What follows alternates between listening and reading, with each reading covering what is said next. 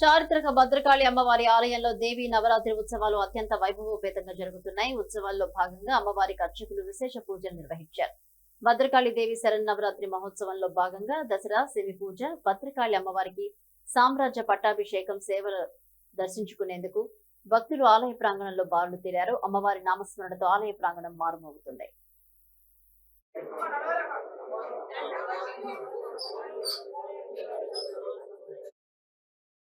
శరణం మమ భద్రం శుద్ధాత్మ విజ్ఞానం భద్రలోకానురూపం మంగళ కలయతి జనయతి భద్రకాళి.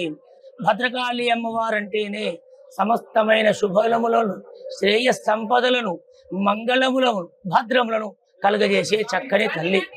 పురాణ కాలముల నుంచి అమ్మవారిని ఎందరెందరో ఆరాధించి ఉత్తమ ఫలితాలను పొంది సద్గతిని పొంది అమ్మవారి యొక్క సాన్నిధ్యాన్ని పొందినటువంటి యొక్క చరిత్రలు ఎన్నెన్నో ఉన్నాయి.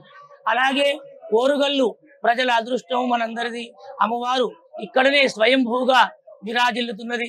ఆలయము రోజు రోజుకు దేదీప్యమానముగా భూతల మణిద్వీపముగా పిలువబడుతున్నట్టుగా దినదిన ప్రవర్తమానమగుచు ఆలయము ఎంతో అభివృద్ధిలోకి ప్రయాణిస్తున్నది.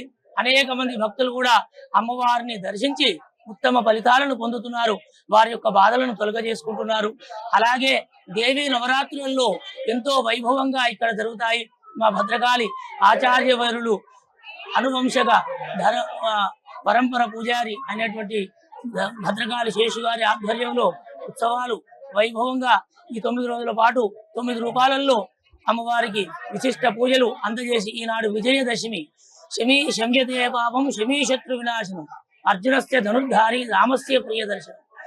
అర్జునుడు